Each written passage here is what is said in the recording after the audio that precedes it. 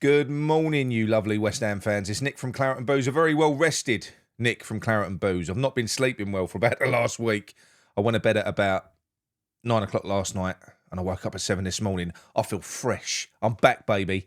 Right, West Ham are playing tonight and there's loads of other stuff I want to talk about as well. So it's going to be a jam-packed show. So please stick with us. But also, before you do, if you are new to the channel, please subscribe. Around 60% of people, it's actually 63% of people that have watched our shows in the last 28 days, you subscribed. So thank you very much, first and foremost. You know, our numbers have really spiked recently as well. But for those of you that are not, just have a little check. It does really help us if you can. If you're watching your smart TV or anything like that, just log in with your phone, hit that subscribe button. It does really help us. And don't forget, most importantly, drop a like on the video. Right. So, I'm feeling quite positive about life today. All right. So I've decided. We all know all the things. So for one day only, right? Hopefully not one day only. But I'm going to focus on the positives of every situation today. That's what I'm going to do.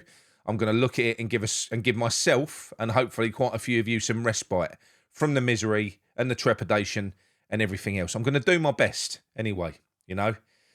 So first and foremost, let's focus on one amazing positive, and that is Michail Antonio. Regardless whether you want him to stay, whether you want him to go, whatever it is, that is our all-time Premier League goal scorer who almost died in a car crash. It just feels like a few months ago.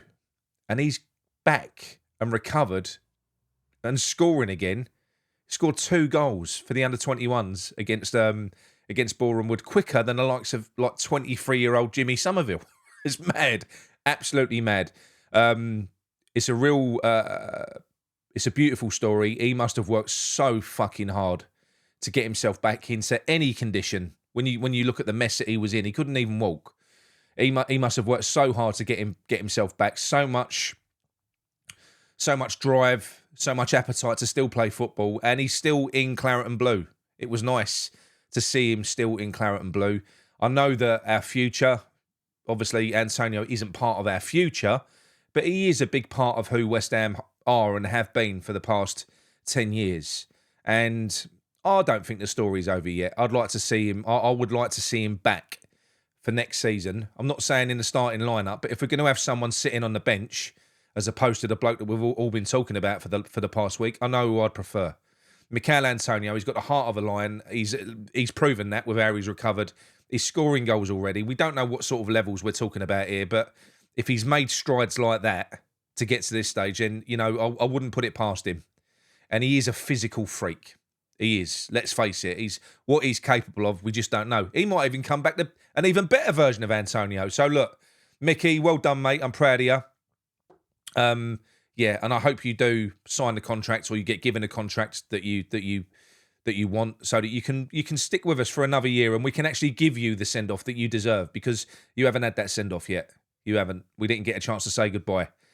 Lucas Paqueta. So it's been unofficially released to the club and the player apparently from the FA that Paqueta has been cleared of all charges. So this is just amazing news. It really is.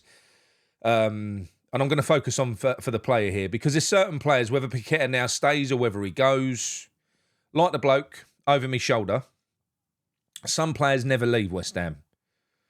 You get some players which are great, and they come and they go to players like Tottenham, go to teams like Tottenham, and then they're just no more than a fart in the wind. I mean, did they ever play for us? I can't remember. They're just not important.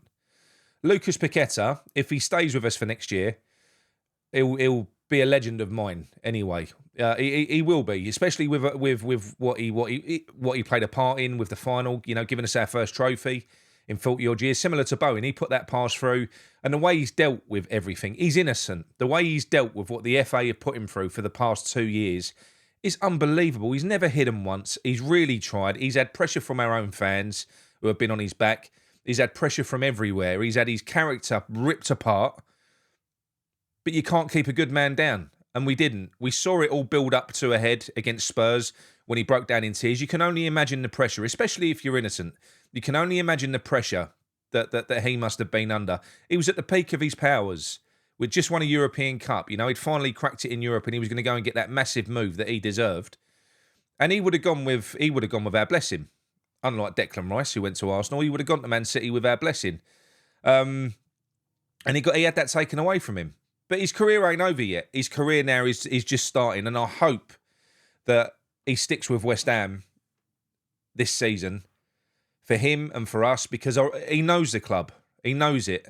And he also knows that we've not been seeing the best of him for the past 2 years as well. How beautiful would it be to get a raw, back to his best, sort of 100% Lucas Paqueta for one last season. One last season. He'll elevate his value. He'll elevate his profile. Everyone will be able to see that he's back. He's the main man at West Ham. He is the main man. There's no two ways about it. We'll build our entire team around him. I think it's a perfect platform for him. He's an absolute genius of a player. Many people will disagree with me. I don't care. I think the geezer's world class. There's things that he does with a football that just shouldn't be possible. And he ain't been great for the past 2 years, but he's, 50% is still way better than anyone else's, which is why he plays every game. So I hope he stays. However, I can fully understand him leaving the country, which is what's rumoured. So if he was to go, he would also completely go with my blessing. And he will always be a West Ham player. Lucas Paqueta will always be ours in this country. So whatever happens, happens. But I love the man and I hope he stays. He's an absolute legend. Okay, moving onwards, right? Some positives for this year. We've all spoken about the negatives over and over again. But some respite. There's some things that maybe we can focus on for next season and beyond. Because regardless what happens with Potter, if Potter starts badly and he's gone in whatever game, if he starts well, brilliant, he's done a fantastic job. But if he starts poorly, I was always very concerned at what type of state the squad was going to be in post-Potter for another manager to come in. So I'm looking at the players and the playing staff that we've got and we're going to have around. And certain things, I thought Fulkrug was going to go. It looks like that player is got no intention of going anywhere. If anyone's been watching the training videos and the media stuff from West Ham, Fulkrug is front and centre. What a character. Do you see him in the ice bath? And his relationship with all the fans, that man is a born leader. He really is. So having someone of that character in the club is brilliant. And he looks like he's really staked his claim. He's an alpha male. He ain't no shortage of testosterone there with Fulkrug. I think that's his dressing room now, Fulkrug. And I think we could go on to see, hopefully, fingers crossed, if with not many injuries, we could see Fulkrug getting into double figures next year. And you've got a leader that will lead from the front. And if we can get someone like Mickey to sort of stay and stick around and get a young striker in to play understudy, I think we've got decent options there. At the back, I've always liked Aguirre. Always liked him. When we signed him, Moyes signed him when he had the idea of changing style because we had to, because the counter-attack had been found out. Couldn't play low block anymore. So he did buy a very, very good progressive defender. Unfortunately, David Moyes didn't have the capability to coach that style of football. So it failed and we reverted back to a low block, which Aguirre isn't that type of defender. It would be like signing Dawson and putting him in a high line. He would have been a car crash. But we didn't. We signed Dawson to put him in a low block where he was suited. So as horses for courses, Aguirre went on loan to Sociedad and he had an amazing, amazing season. He was one of the best centre-backs in Europe. And I think we're not going to get any better than him if we let him go and we try and sign someone else. Also, for me, he replaces Kilman in that starting lineup. Long term, I think he does. Kilman was a big problem last year for me. So to have Aguirre in there with his pace, with his passing, providing we've got, in that back two or probably a back three, we've got proper conventional defenders as well that can cover for each other, different attributes. We need someone who's going to be fucking good in the air, in the middle as well. So I think that's a good thing as well. Also, we've got Potts that we know is going to come in this year. Potts will be playing a part. He has to. He's really earned it. He's had two amazingly successful... just going to have a drink. Sorry, 1 second. Right, okay. He's had two amazingly successful loan stints, at Wickham and then at Portsmouth. Player of the year on both occasions. We've got young Urfi, who's sadly injured at the moment, but I think he'll be sticking around. Callum Marshall, he's staking a claim as well. So I'm hoping that he looks like someone who's hungry, who's not going to get scared by the big occasion. That's part of the problem with youth players. Some of them, they get, it's like a deer in the headlights. They freeze on the big stage. Don't look like that's going to be Marshall.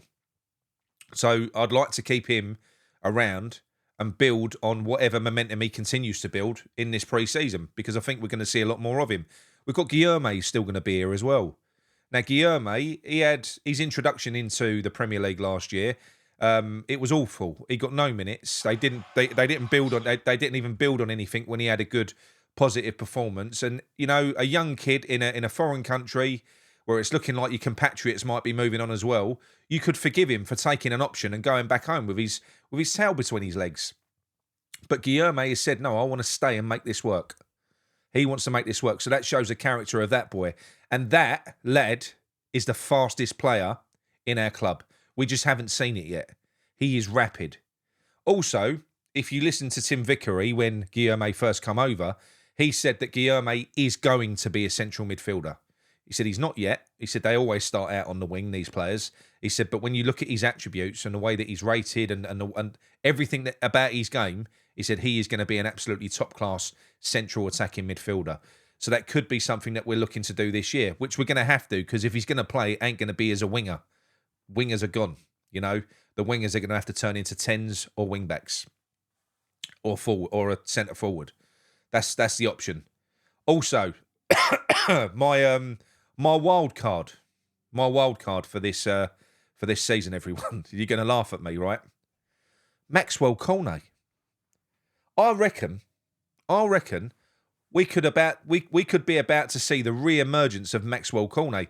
If you see in the training videos, I thought he looked decent against Grasshoppers, Zurich. He looked decent there. Really good run out. This is a player that can play. He can play fullback, wing-back, winger, centre forward. He ain't shit. He's not shit. Ain't very good at beating the offside trap. I remember that much about him. But he's a good player. He's clinical as well. Very good technique. He's fast. I think we could see the re-emergence of Maxwell Cornet this year. Another positive as well is one of our new signings. I'm only going to focus on one because there's only one that I feel. Carl Walker-Peters is a good squad backup, but the one that I think could be a difference maker this year is Wingnut. It's Diouf. I like that player. I really do think that's a good signing. And I think he's got the type of character and he's got the type of attributes to his game that West Ham fans will fall in love with. He covers every blade of grass. He runs his arse off. He's quick. He's powerful. He's got a peach of a left foot. So deliveries into Fulkrug up front, it could be good. So look, there are foundations there. We know all the negatives. We do. I've spoken about it over and over again. But like I said, what I'm thinking about is the core elements of this West Ham team that we need here, more so if it goes bandy at the start of next season, because then Potter goes, someone else has to come in and make do with what's left. So hopefully, fingers crossed, Potter, it proves me wrong and proves all of us wrong, and he can get the best out of this team and we can just kick on. But if it goes to form, he crashes and he fucks off, it's really important that what we've got left are good key components, good players that can take us forward. It's the players that matter. And we've still got fucking good players here. And we've got some players here that are leaders towards the end of their career, but still playing a key part in the squad. But more so, we've got some young players that are coming through: Guilherme, Potts, Urfi, Diouf, that will hopefully start to build the foundation of West Ham moving forwards. So, yeah, I think there are positives. As much as we can get caught up, and I can get caught up especially, in all of the stuff that we don't want to happen, because it's so frustrating when you've had these world-class players at your fingertips and you haven't used them properly and you feel like you've got to go back before you go forward. There are still positives. If it clicks this year, there's no reason why. We've got enough quality and enough key components that we could have some good moments this year, because football is all about moments, don't forget. It's all about moments in time. One, two, for instance, even in the last few years, some great moments from 2 shit seasons that I've been able to witness in person with my son. Both times, Arsenal away, great days out. You don't forget them moments, So hopefully it's going to be more than that. Hopefully we'll have loads of them next year. But nonetheless, when it comes to sort of supporting West Ham, you can't pick and choose. It's going to be mostly shit. You've got to watch every game. Because if you miss moments like that, you're going to regret it. You know, if you don't buy a ticket, you can't win the raffle. And it is a raffle with West Ham at the moment. We're playing football tonight against Man United as we're kicking off the US tour. So that's going to be good. It starts at midnight. So we'll be watching that. I'm not doing a watch along for pre-season. I'm not doing that. I'm just going to watch and hopefully enjoy the game. Now, over the next sort of 3 weeks, we'll hopefully start to see Potter's. We'll definitely start to see Potter's plan for next season presented to us on the pitch. And then we'll be able to make more of an informed decision as to where we're going. At the moment, we're unbeaten in pre-season. I'm just saying. We're unbeaten. So long may that continue. It'd be good to beat Man U and then Everton as well. Who else is out there? I don't know. There's 3 games. Is it Palace? I'm not sure. But yeah, all the other stuff, you know, Kudus is gone. We know Paqueta is likely to go, but I've still got a little bit of hope inside me that he stays because I think it's the right thing for him as well. I really do think it's the right thing for him to stay. We know that Alvarez is likely to go, which is awful. But again, it is what it is. If he doesn't fit and they can't make it work, I'm not happy about it. But there are other players that can come in that can maybe benefit from that. The likes of Potts. Potts is a deep line defensive midfielder. So if anyone's going to benefit from the exit of Alvarez, I would want it to be Potts, one of our homegrown boys. That would make it a bit more of an easier pill to swallow for me. And look, finally, okay. Looking ahead to this petition, another big positive from the past few months is something that I moan about a lot because the numbers ain't there. The numbers are not there. They're not where I want them to be. Well, what about everyone that has signed it? We're up to 5,800 now. That is 5,800 people in a transfer window where hype has been being built by 90% of media channels and whatever else out there. They've been ignoring the petition. We've been fighting this fight on our own. And there are 5,800 people that have literally taken the time to sign that petition and stand together. That is going to build. We know it's going to build. But one thing that I hope I've illustrated at the start of this video is, as bad as things are and as bad as things have been, there's still a lot to fight for at West Ham. There's still loads to fight for. And that's the reason that we need to sign that petition. And that's the reason why I'm going to give one more plea to other West Ham fan channels that are out there as well. To take that tag. At the moment, this has turned into a Claret and Booze petition. It was never meant to be. That's why I did a 24-hour show to kick it off and invited every other West Ham channel to come on and say their part and take that URL, bsout.co.uk, and take it as their own. Because as it stands at the minute, we've built 5,800. If it turns into 10,000, people are going to look at that as a Claret and Booze thing. However, if Hammers Chat took bsout.co.uk and West Ham Fan TV took it, and the West Ham Voice and whoever else took that URL and started advertising it, and it goes from 5,800 to 15, 20, 30,000, it's no longer a Claret and Booze petition. It's a West Ham petition, which is what it was supposed to be at the start. So I'm going to ask all of you that have signed this petition and that believe in it, of all the channels and the hosts that you know and that you love and everything else, put them under a little bit of pressure. Keep on putting it in the comments. I'm telling you, keep it going. Keep the wheels turning. Like I've already said, there is a lot to save at West Ham. We don't want everyone to jump on board with this when there is fuck all left to save. That's what we don't want. We know the man running the club he has to go. Look at what he's trying to do with Wilson at the moment. He's just pissing us off at every turn. So please, let's, for once, Bill Gardner said it in the comments of my last video.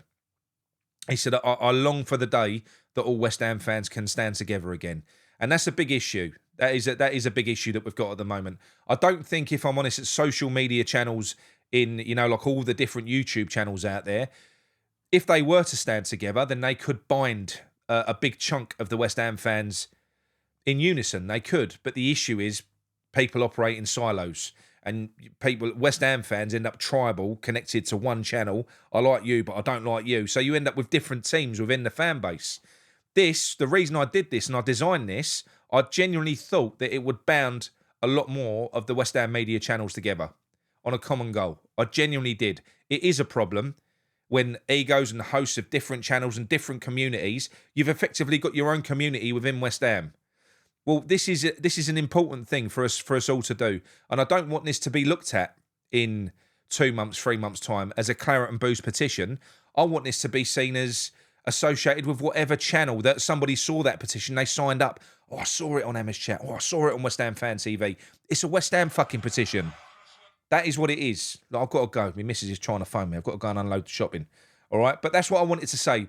It is important to put pressure on people. Keep on, nag 'em, BS out.co.uk. Take it yourself. Make some little flyers. Put it out there. And just remember, there is still stuff to love about West Ham. There's still stuff that you can cling on to for next season. It ain't over yet. It's not over yet. Speak to you all soon. Come on, you irons.